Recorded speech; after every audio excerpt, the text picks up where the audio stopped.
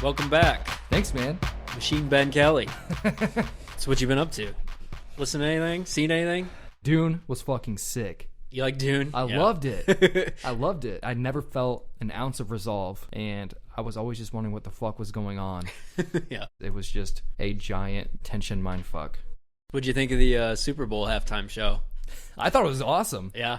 Yeah. I thought it was cool, but like, it kind of sucks if you pay to go to the Super Bowl and like you can't see because it's in a giant house. Like the stage was really weird. You know what I mean? You could only see them from one side. That's a very good point. 50 upside down was awesome. I really thought they were going to bring out a Tupac hologram. I thought that was going to be the surprise guest, not upside down 50 Cent. That was the surprise guest? Yeah. He was okay. And Anderson .Paak was the drummer. I don't know if you noticed that. I didn't, dude. Yeah. I felt good for Dre. Like, he was just smiling so big, like 13 months from a brain aneurysm, and he's playing fucking the biggest concert of his career. He sounded fucking great, too. Yeah. They all sounded really good. I didn't realize until I started looking back, like, past years, like, the Super Bowl halftime show really wasn't a thing until, like, the late 90s. Like, it was kind of just cheesy, like, marching bands and shit for a long, long time. And then Michael Jackson came along and everybody's like, oh, this can be a full-on fucking concert. What the fuck? I didn't know that. Yeah, the fucking Blues Brothers did it. There's one year where they promoted like a Disneyland ride with Indiana Jones trying to steal the Lombardi trophy. What? Look that shit up. I think at this point, everyone's attention spans are so short, you have to have these mashups of like multiple people. Like, I don't know if we'll ever see another Super Bowl halftime show where it's just one artist. We probably will, but... Or they just play a full song. Like, yeah. It's always just the go. snippets. There you go. Yeah. You'll never see another Super Bowl halftime show where you see the full songs or you see just one artist playing the full songs. When was it? I think like the year after the Janet Jackson thing happened, U2 played, and they played like 3 songs. Like, that was the halftime show. After Janet Jackson happened, it was a bunch of like old dudes, old white very rockers. Old. Rolling Stones, very safe, very predictable. Yep. Prince was good though. That's probably my favorite. It seemed like Bruce Springsteen was... Wait, did he do it? Yeah. I'm not a big Springsteen fan. I'm not either, but it seemed like he had a lot of awesome energy for the show. And if you're not a fan of the artist, all you can ask for is energy and performance. Bruno Mars made me a believer. I didn't think he deserved to be halftime show worthy. He's and then awesome. His performance is awesome. Is that one? Did he drum that show too? Yeah, he did a little bit of everything. He's fucking man. Awesome. Blew fucking Red Hot Chili Peppers off the stage. Poor Chili Peppers. You think Green Day will ever play? I don't know. I don't know if rock's gonna get a halftime show at the Super Bowl again. I don't think so either, dude. Hip hop is so heavy, rap's so heavy, and closest we got was fucking Coldplay. Coldplay and Maroon 5. Those are the last rock bands. You think Kanye gets to do one? He shouldn't. Do you think the executives at McDonald's were just having like 24-hour watch parties on Kanye's social media to be like, are we really going to air a Kanye commercial with all the fucking shitstorm he's putting on the internet right now? Wait, what? You didn't see he was in the McDonald's commercial? No. Yeah. What, dude? He rolls up in like a black tank in the drive-thru. No, I need to watch it though. I feel like that's very risky to have Kanye endorse your product. Did you see the really depressing Meta commercial? Yeah, that made me so sad. Like, your world's gone, but here, just pretend it still exists in the fucking metaverse. It was basically like all your favorite chain stores, like everything you knew as a kid, any sort of familiarity is just fucking gone. Like, good luck in this dystopia. You can have an augmented like reality. That's fucking weird. That's very strange. A lot of advertisements for reality. Wasn't McConaughey advertising like, we don't need to leave Earth yet? Like floating around in an air balloon. It's still not bad, right, guys? Yeah, dude. Bezos might not invite us to his Mars mansion, but we got it all right here. Yeah, that contradicts his character in Interstellar, that's for sure. Yeah, he's not sticking around. I need to watch this shit. Who? Matthew McConaughey? Yeah. What? he's on the next Bezos rocket. Fuck yeah, he is. Did you hear that Daniel Radcliffe is going to play Weird Al in a Weird Al movie? No. Written and directed by Weird Al. Oh, are you kidding me? Yeah. He's like, no, I wouldn't do it like this. Do it more like this. It should be good, though. Weird Al's funny. Would you not be under pressure if the person you were portraying was directing you and telling you how to portray you? I'm sure it's not going to be very serious. Weird Al's making a movie about himself. Like, it's Weird fucking Al. I think it's pretty self-aware. I think he already came out, like, when they announced it, like, this is the role everyone's going to remember Daniel Radcliffe for. Okay, do you see they're making a new Harry Potter?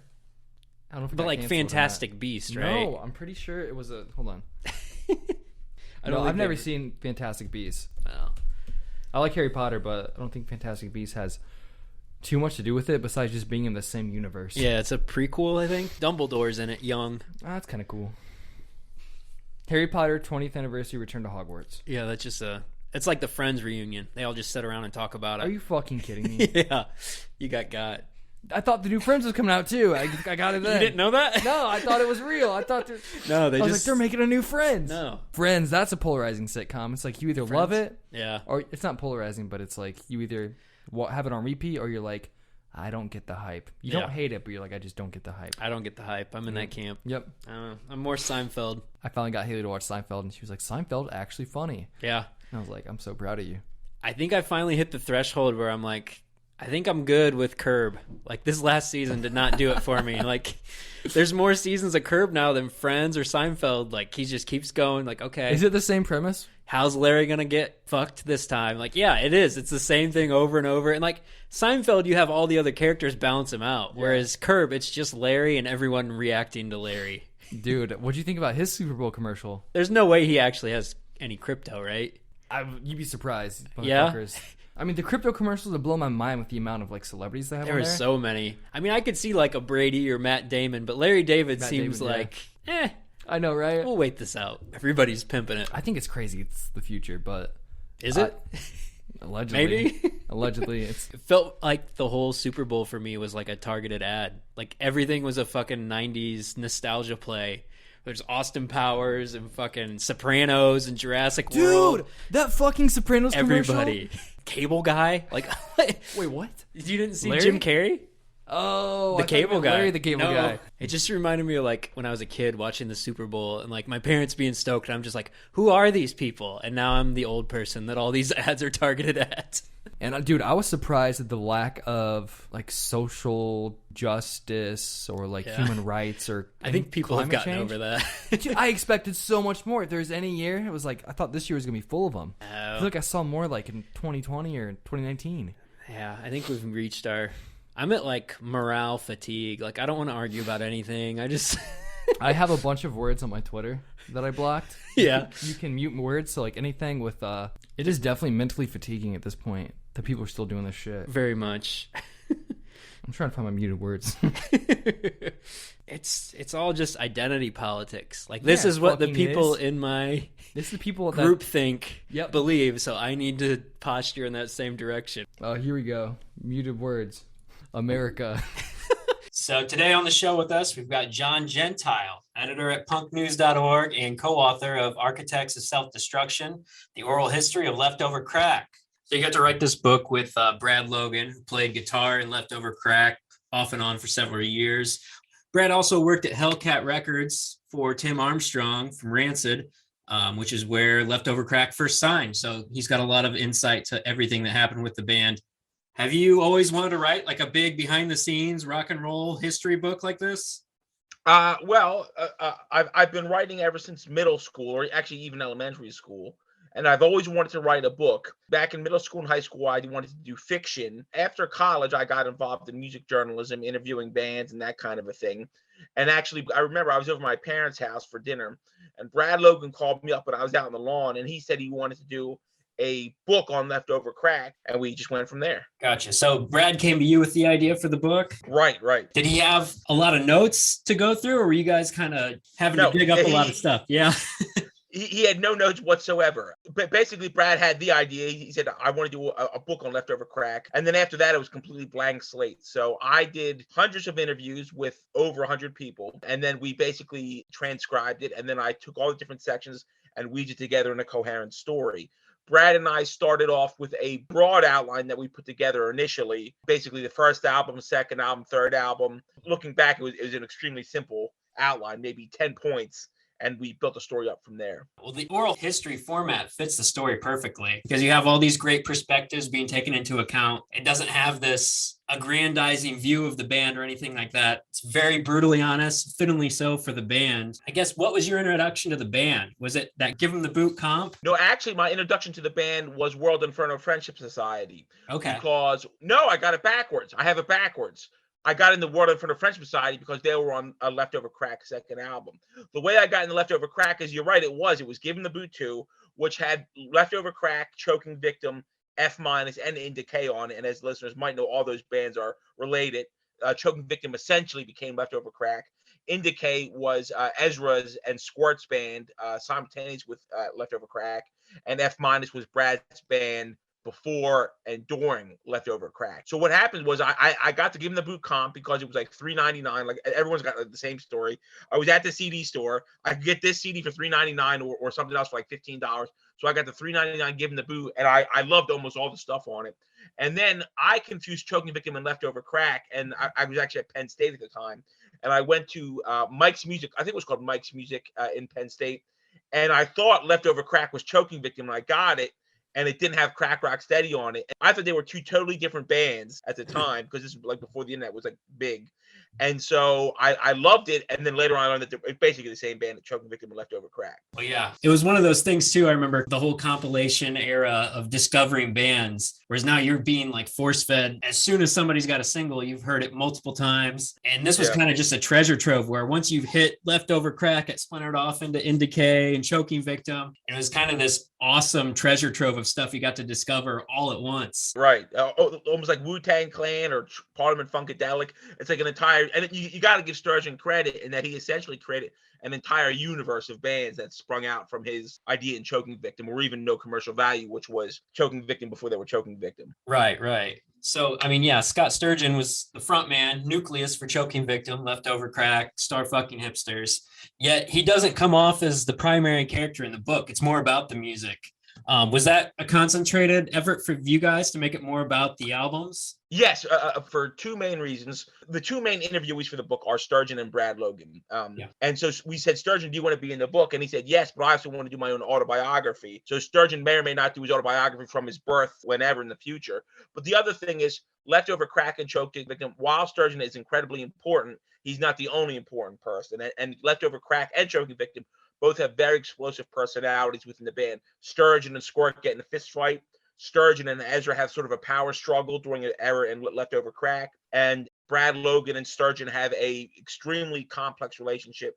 And so although Sturgeon is incredibly important and is the most important guy artistically for Choking Victim and Leftover Crack, he's not the only important guy, and we wanted to showcase that. No, it does a great job of that, and also does a really interesting job of not being a traditional biography of point A to B. And I really love the way you guys broke that up with some of the interludes sprinkled throughout that kind of contextualize the upbringing without spoon feeding you. Here's how everything started. Was that also part of your plan to make it broken up and a little more non-traditional? Yeah, from a storytelling standpoint, what is, quote, nice about Leftover Crack, and thank you for picking up on that, I appreciate that. Leftover Crack certainly has errors. You know, some bands, they don't have errors. They just kind of evolve or stay the same. Like, I'm trying to think of a good example. Like, the Balancing Souls. They don't have, like, they've kind of been the same band the entire time. Leftover Crack definitely has errors. So we use the interludes to kind of split up the different eras, but also the interludes are to provide background on where the band came from. But also it's kind of a wink to the band themselves, because if you listen to all three of their albums, they've got interludes in the album that actually aren't songs, that are kind of like sonic experiences, if you will. So we kind of want to make that reference in the book, that it's got sections that aren't part of the main book,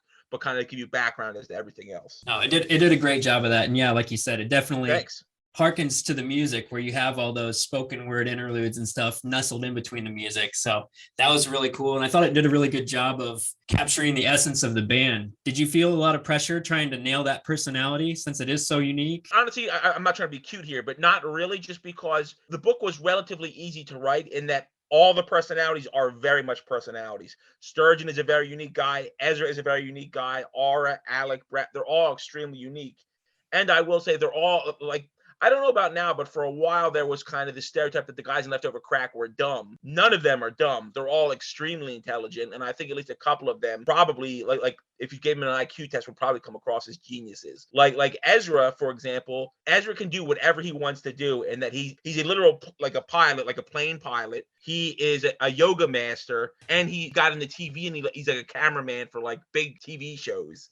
Sturgeon just is able to write these like songs that have, I mean, I went to punk rock bowling, the past punk rock bowling. Usually punk rock bowling, the most common shirts are Ramones or Misfits. And I'm not lying. The most common shirt at punk rock bowling this time was Leftover Crack. And that's because Sturgeon is able to write such powerful songs that resonate with people. But also he's extremely good with branding or imagery that connects with the music. So he, from an artistic standpoint, and also, I mean, if you just talk to Sturgeon, he can be maddening to talk to because he's all over the place and he's Sturgeon. But when he's talking, he just makes these jokes after reference after joke after reference wound so tightly into his everyday speech. He really is an extremely intelligent guy. And they're all extremely intelligent. Brad is extremely intelligent. R is extremely intelligent. And Alec, R.I.P., worked for a company that, I don't know if I have this exactly right, but he worked in New York for a company whose job it was to determine what the value of other companies were for the purpose of insurance or mergers and acquisitions. So you can't be a dummy and do that kind of a job. So they're all extremely intelligent guys. Oh yeah, definitely. I think there's a lot of stuff that people kind of look at Leftover Crack just from the name and some of the album titles. It's like a shock value band, but I mean, listening to the lyrics, I mean, they resonate almost more today than they did when he wrote them. Right. True, sadly. So you've got so many different perspectives and interviews that went into the book. Did you have to fight for any stories to say in the book with people wanting their side told more prominently, I guess? We were happy to include as many perspectives. Basically, any person that might have an interest in the story of the band, be it people that are cool with the band or people that are not cool with the band, we reached out to everybody. And we said, if you want to be in the book, we will put your perspective in. Some people said no, some people didn't respond, but most people did respond, honestly.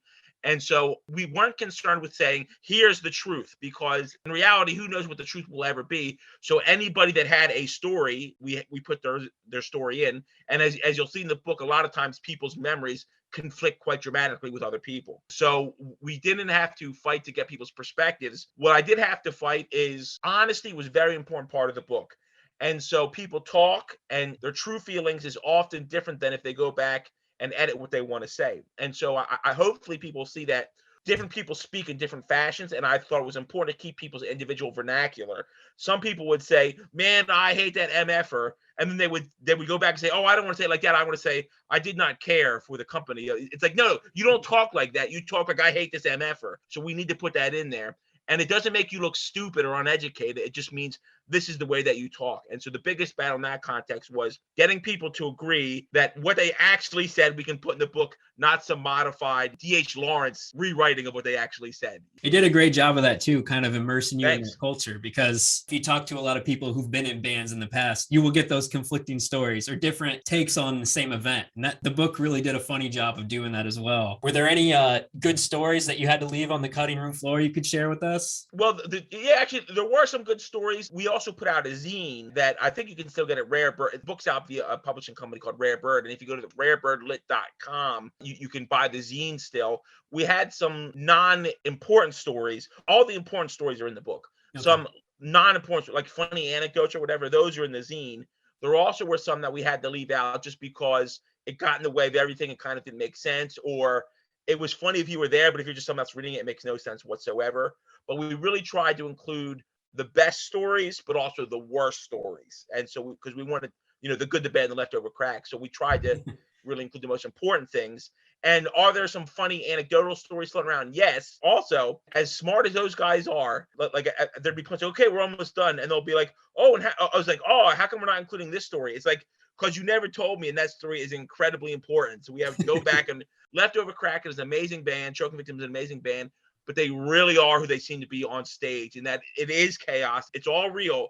They are extremely disorganized, extremely chaotic. They conflict with each other a lot, and that's why they're as great as they are. So. Oh yeah, definitely. I feel like No Gods, No Managers is one of the best punk albums of the last 30, 40 years. And I was just stunned to read that the band broke up on day 2 of recording because Squirt, the drummer, punched out Scott.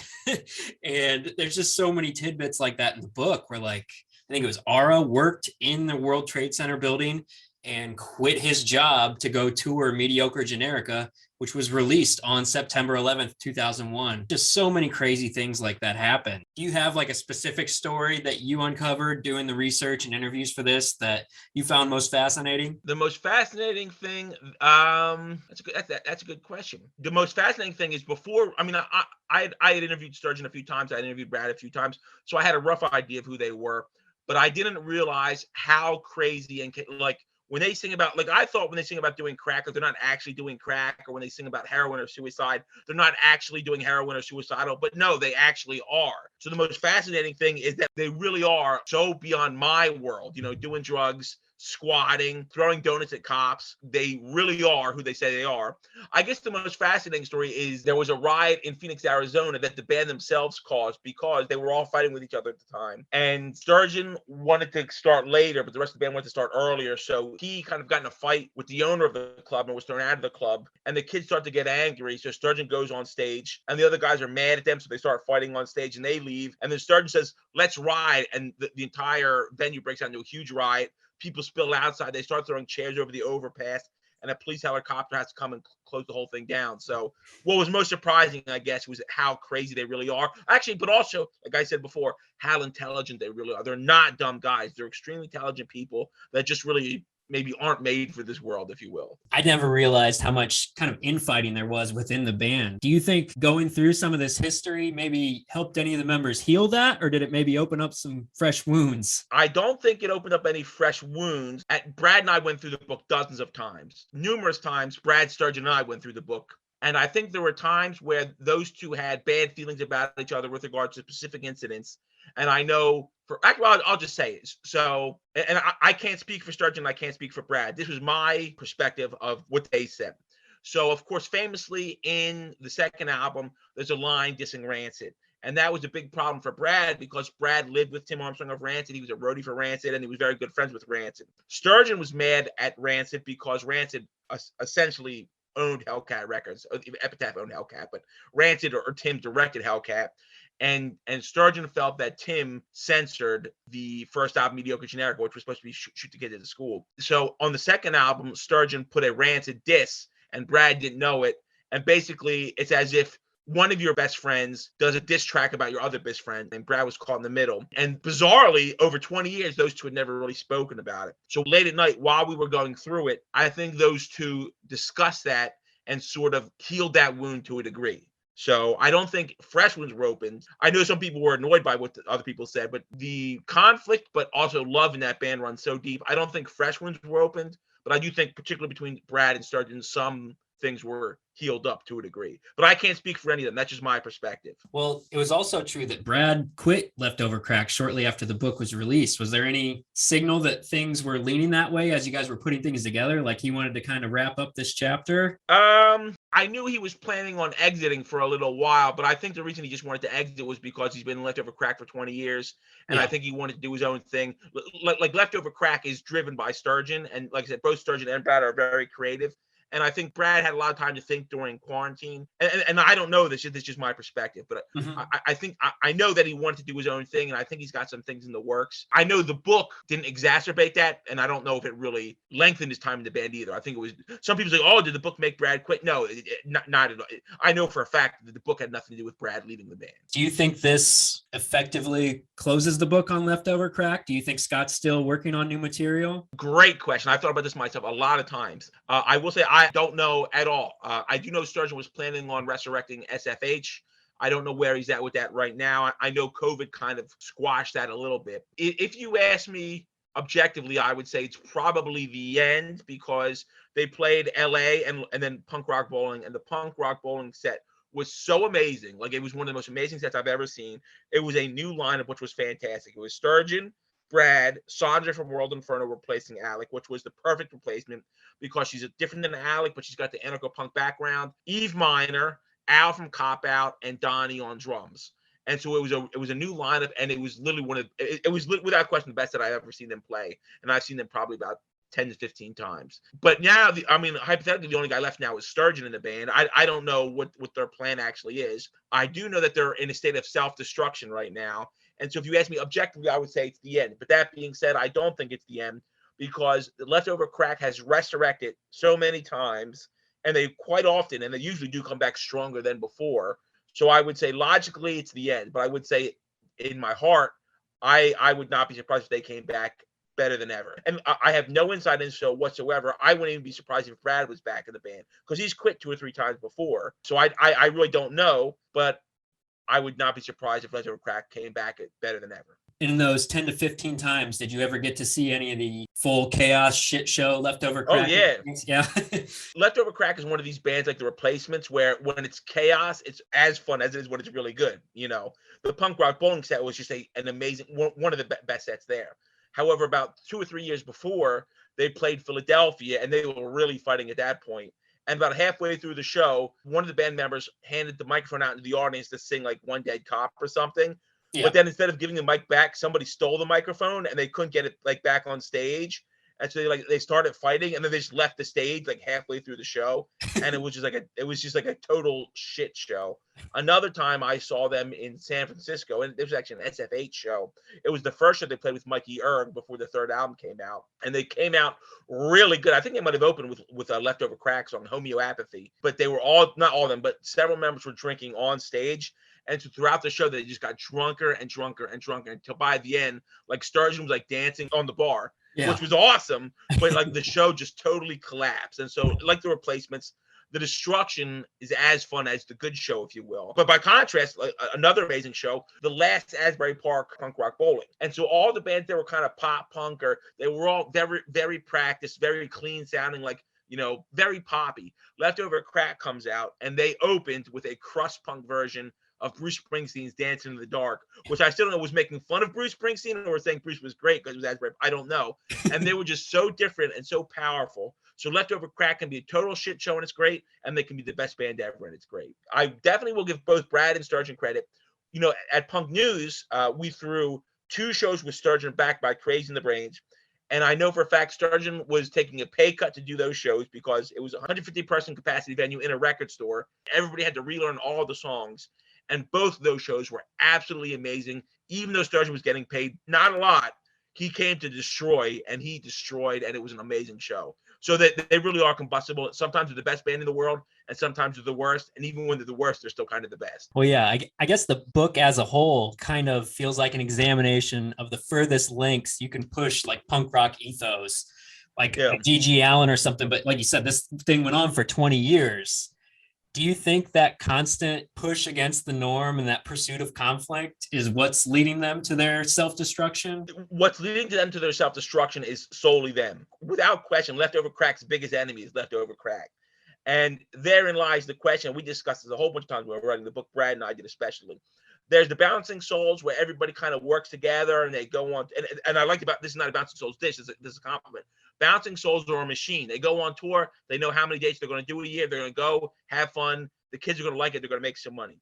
Leftover Crack is the exact opposite, in that it's constant internal conflict, constant mismanagement and bad planning and poor communication. The self-destruction is not because they are radically different or a new style of punk or style of punk that most punk bands aren't. The self-destruction is strictly because of Leftover Crack and because there's so many powerful, intelligent, and damaged personalities in the band. Yeah, that was, I wouldn't say disappointment with the book, but disappointment with the band's trajectory. Whereas like I wanted the book to have a happy ending, but that's not the band. It ends like a tragedy because that's the band. And right.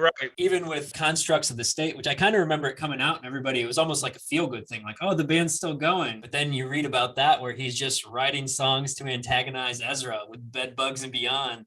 Like he's still kind of caught up with doing shithead stuff. Yeah, well, I wouldn't say Sturgeon's a shithead. I would say he can be very difficult, and he could be a real pain. And I think sometimes he holds on to things that he'd be better off letting go. But again, that's the question. If Sturgeon, or if Ezra, or if Brad, if they were all more normal people that did have healthier mentalities, would they still be Leftover Crack? That's the question. And maybe they would, maybe they wouldn't. I don't know. It's what makes them great and also what kind of hinders them at the same time. Right, definitely. But yeah, you get this feeling as you're reading the book and learning more about them that they seem to suffer from this persecution complex, but they're also massive agents of chaos. And like nothing is sacred. And I thought there was a really endearing moment near the end of the book where you've seen them kind of challenge everything that comes their way. And Scott's trying to have this moment with Blake from Jawbreaker, and he just gets nothing from him in return. And I feel like that kind of sums up, like they didn't give a lot of respect, so they didn't get it in the end. And it felt like that kind of started to bury him within their own scene. That's an interesting interpretation. And you may very well be right in that. If they were nicer, maybe Blake from Jawbreaker would have been nice to them. I will say I am surprised at how much value Sturgeon places on the respect of people he considers his peers. He's very hurt when people he considers his peers don't give him the same level of respect he's giving them. He's very hurt by that. And you would think a guy like Sturgeon would be like, I don't care what anybody thinks. But he does care what some people think. So that's interesting and well said, as you put. No, I think the book really opens up to just how candid and vulnerable Scott was. Because like you said, he can come off like a hard ass or like he's just trying to, throwing donuts at cops or whatever, antagonize people. But you read that chapter where he's just devastated that he wasn't able to put his vision together for Shoot the Kids at School. And like you can tell, obviously, that stuck with him. That inspired him to write the diss track of Rancid in the next record. And it was just really interesting to see kind of behind that curtain. Actually, I'm glad you brought that up. I was on another podcast where they were kind of busting on him. And like I said, Sturgeon can be a real pain. And sometimes he can be very selfish in that, Sturgeon, if you just give 3%, then it'll make everything, That being said, I was on a podcast where one of the guys said, well, we were going to put out an album with this title. And the record label says, well, we don't like that title. So we just changed it. No big deal. And the thought that I had was, well, that means you don't really care about your art. And you can say a lot of things about Sturgeon, but he means what he says, and he cares extremely deeply about his art. He doesn't throw anything out. Everything really is him bearing his soul and being honest from his perspective. Now, maybe his perspective of reality is askew, but he's being honest as to his perspective. So he really is a true artist that really does care about his art more than almost anybody. Like we said earlier, a lot of people, I think, write the band off as like shock value or being overly provocative. But I think, the fact that he has a purpose behind all this stuff has made it endure this many years. And like you said, it's one of the most popular bands you mentioned earlier, like the Ramones and the Misfits, are very much bands of their era, very recognizable. And even like we look back at the Danzig era Misfits, it's like the Rolling Stones or something, but they weren't around very long. They didn't play a whole lot of shows. It does kind of remind you of Leftover Crack. I don't know. Do you think if people look back at the 2000s, it's kind of going to be the Leftover Crack era? Well, that's a great question, because as much as they raise themselves up, they can bury themselves too. And so they are great at antagonizing people, but also at the end of the day, people sometimes say, well, I think I'll see Lagwagon as the band of the 2000s as opposed to Leftover Crack, So right. I don't know. That's for history to decide. I will say Leftover Crack is an extremely unique band and no other band is like them. And not to repeat it, but they are their own worst enemies for sure. Like we said, the interludes were really interesting. I like the one that dove into the whole mental health aspect, which wasn't really talked about a lot when they were around. But now if you look back at it, you can see, I'm paraphrasing here, but that whole quote about oftentimes punk people with trauma, inflicting trauma on themselves and the people around them. That makes a lot of sense to everything going on with all the turmoil in this band. The era they were in was just so much more hostile and angry, where like today, it's a lot more just sad and introspective. Do you think the band would evolve had they stuck together and been more tight-knit like a Bouncing Souls, or do you think they would have stuck it out and continued to be angry and aggressive? I think they would always be angry. There is a lot of introspective stuff in Leftover Crack, and if you listen to SFH, especially the first and second album are very kind of emo-ish, not sonically, but from a lyrical standpoint. But Sturgeon is the main songwriter. He's a great songwriter. He is an irritable guy, and he does like to lash out. So I think, and also he just loves, crust punk or hardcore or whatever. And so I don't think sonically they would ever get softer. But if you look at tracks like Bedbugs and Beyond, that is introspective in that even though it's a diss track, Sturgeon is honestly saying, I'm hurt here, So they're open and they're earnest, but they're wrapped in barbed wire, Right, definitely. I heard a little bit on your Turned Out a Punk podcast. You're already cooking up ideas for your next project. Is there anything you can share with us on that front? I can't share anything right now, but we're about halfway done. My next project will not be as big as this book. The thing after that will be probably as big as this book. But I'm working on a really cool oral history about an awesome band from the West Coast that might be underappreciated. And it's going to be part of another. So it's not going to be a book. It's going to be associated with some other sort of release. So it's going to be pretty cool. And it does a really cool job of talking about how a certain time and place would have to be vague about. Well, let me put it this way. In punk rock, we look at the first and second wave, and then we jump to grunge. And we kind of forget about, 85 to like 92. This project doesn't tell the entire story of that, but it tells of a central hub of that. And I'm being vague, but once it's announced, everyone knows exactly what I'm talking about. So I'm working on a cool thing about a very cool band with a very cool history. And then the next big project will be after that. Awesome. All right. So we're doing something here on the site with kind of a March Madness theme of the best Leftover Crack choking victim songs of all time. Oh, cool. So who would be your 4 number 1 seeds for the best 4 tracks they've put out. Definitely Infested. Infested is an amazing song. I mean, it's cliche, but Crack Rock Steady, that song the song rules. Oh yeah. I would say Gay Rude Boys Unite, just because at the time period, there really weren't a whole lot of punk bands talking about gay rights, but also it is a Rancid diss. And actually, it is also, I never realized this till Sturgeon pointed out, if you listen to Gay Rude Boys Unite, it is Leftover Crack mimicking Operation Ivy. And when you hear the track, you're like, holy crap, this is an Operation Ivy song. Right. So I would definitely say for my 4th pick, I will pick Gang Control, because Gang Control is yet another famous conflict in the world of Leftover Crack, and that it was mostly written by Ezra, and there's a Morning Glory version of it, and then Sturgeon rewrote it, and that led to a big conflict between the bands. So I'll do Infested just because I love that song. Crack Rock Steady because it's a master jam with full ranking nonstop. Gay Rude Boys Unite because it's so important to the history of the band and gay rights. And then also Gang Control because it is the genesis of a lot of conflict in the band. That was another tidbit from the book that really blew me away, that they played both versions of Gang Control back to back and asked the crowd which one they preferred. That was incredible. I like that. I think it was maybe Donnie talking about it, or it's like, I can't believe you guys had a dick measuring contest over these 2 songs. And then Sturgeon's like, well, everyone already knew both songs anyway, so it wasn't that big of a deal. So I love how they're fighting even over that 15 years later. You know, it was awesome. You did a great job with the book. Appreciate you coming on with us. Yeah. Is there anything else you want to plug before you get out of here? Just check out Architects of Self-Destruction. You can check it out Rare Bird Lit. If you're going to buy it at Rare Bird Lit, because I don't know if there's any signed copies left. There might not be, but if you order from Rare Bird Lit, then your chance of getting a signed copy are much higher. And also check out the zine at Rare Bird Lit too, because I'm really proud of the zine, which I would say is a almost equal companion to the book. So yeah, that's all I'm plugging right now. But thanks for having me on the podcast. It's been great, and I appreciate it. And thanks for reading the book. Absolutely, man. Yeah, and you've got a companion podcast series too, as well. Yeah, it's wrapped up now. We did 13 episodes because all the Leftover Crack and Choking Victim albums have 13 songs. So we did 13 episodes of the Architect of Self-Destruction podcast, where we interviewed people from the book. We interviewed Dick Lucas of Citizen Fish and Subhumans, Mikey Yerg, Penny Rimbaud of Crass, Squirt, and also a lot of like these whacked out characters from the book that like squatters, and it was pretty cool. So yeah, if you just go to any podcast search engine, iTunes or whatever, just put in Architect of Self-Destruction, the podcast will pop up. Awesome, man. Well, yeah, thanks again. Appreciate it. And yeah, great job. Can't wait to see what's next for you. Cheers. Thank you.